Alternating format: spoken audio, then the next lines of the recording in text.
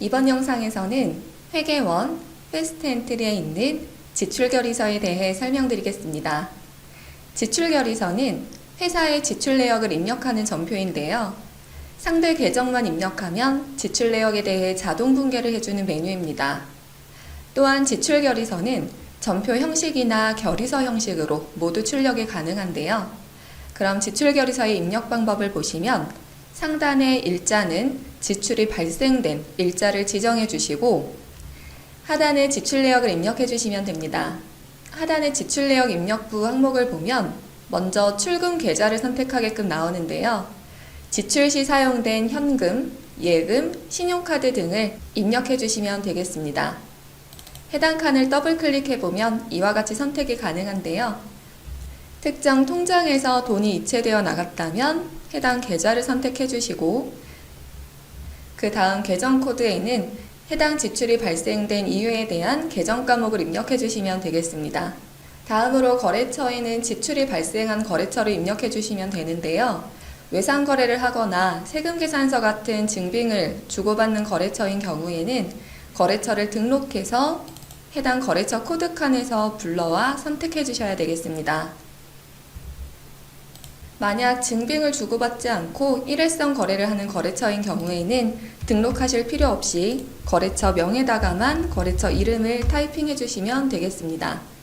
그리고 금액에는 지출된 금액을 넣어주시고 만약 해당 지출 시 발생한 수수료가 있다면 수수료도 기재해 주시면 되겠는데요.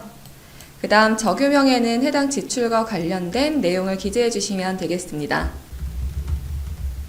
그리고 우리 회사는 부서나 프로젝트별로도 회계 관리를 한다 하시는 분들은 부서와 프로젝트를 해당 지출과 관련된 내용으로 기재해 주시면 되겠는데요.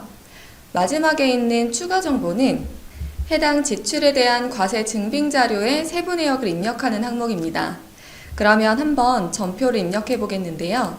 첫 번째 경우로는 통장에서 거래처로 외상대금을 지출한 경우를 입력해 보겠습니다. 출금 계좌 코드에서 이체된 통장을 넣고 거래처에 외상대금을 지급했기 때문에 외상 매입금이라는 계정을 넣은 다음 외상 거래를 하기 때문에 거래처는 필시 등록이 되어 있어야 하는데요. 이렇게 검색해서 넣어주신 다음 이체하신 금액을 넣고 관련된 수수료가 있다면 기재해 주신 다음 적요는 편하신 대로 기재해 주시면 되겠습니다. 그리고 두 번째 경우로는 마트에서 현금으로 직원 간식을 구입한 경우를 입력해 보겠는데요. 현금으로 지출이 발생한 경우에는 출금 계좌 코드의 현금, 그리고 직원에 대한 간식을 구매한 거기 때문에 직원을 위해서 사용한 복리후생비라는 계정을 쓰고 마트의 경우는 외상 거래를 하지도 않고 서로 증빙을 주고받지도 않고 마트 같은 경우에는 일회성 거래이기 때문에 마트는 거래처로 등록하실 필요 없이 그냥 거래처 명에다가만 기재하시고 사용하신 금액을 넣어주시면 되겠습니다. 그리고 세 번째 경우로는 회사 카드로 출장 항공권을 구입한 경우를 한번 입력해 보겠는데요. 해당 출금 계좌 코드에서 결제한 신용카드나 체크카드를 선택해 주시고 출장과 관련된 비용은 여비 교통비와 같은 계정을 사용하시면 되겠습니다. 이때 항공권 구입을 지속적으로 동일한 거래처에서 한다라고 하면 거래처를 등록해서 불러오셔도 되겠고 만약에 때때마다 다른 거래처다라고 하시면 그냥 거래처명만 기재하셔도 되겠습니다.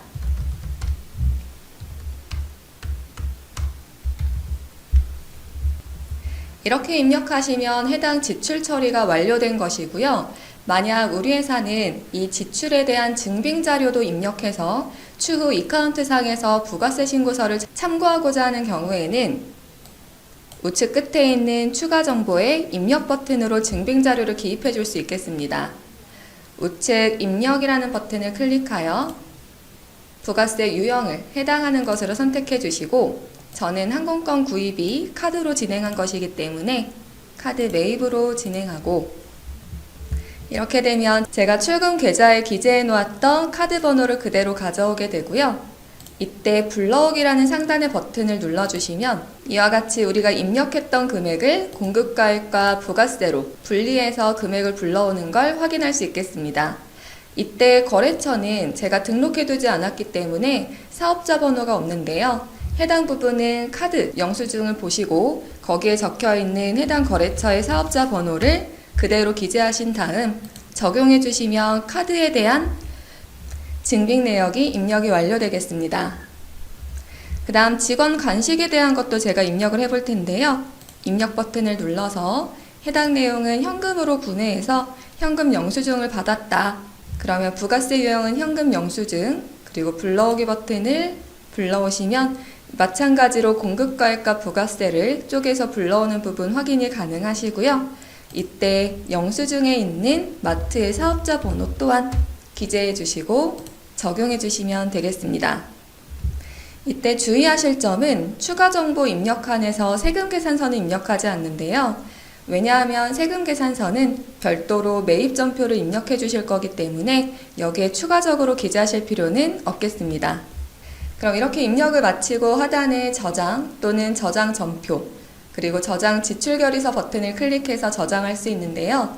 저장 전표는 저장되면서 분계 내역 전표를 확인할 수가 있고, 저장 지출결의서는 저장됨과 동시에 지출결의서 양식으로 확인할 수 있는 버튼이 되겠습니다.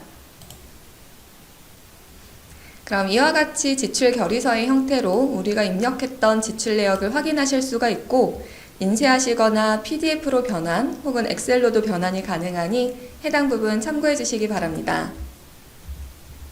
그럼 추가로 지출결의서 입력 시 활용할 수 있는 기능을 몇 가지 더 설명드리겠는데요. 우리가 해당 지출결의서에서 여러 건의 내용을 입력했을 때 중간에 잘못된 내역이 있다면 이렇게 선택해서 상단에 선택 삭제 버튼으로 지우는 것도 가능하겠습니다. 또는 한 번에 많은 양을 입력해서 해당 내역 중에 특정한 내용을 찾고자 하실 때는 찾기에서 원하시는 계정명이나 거래처 등에 대한 검색값을 넣고 이렇게 찾아주셔도 되겠고요. 그 옆에 있는 자금 계획과 같은 경우에는 회계2 자금 계획에 있는 계획 전표가 입력되어 있는 경우 지출결의서에서 자금 계획에 있는 출금 내역을 가지고 와서 간편하게 전표 처리를 할 수 있는 기능이 되겠습니다.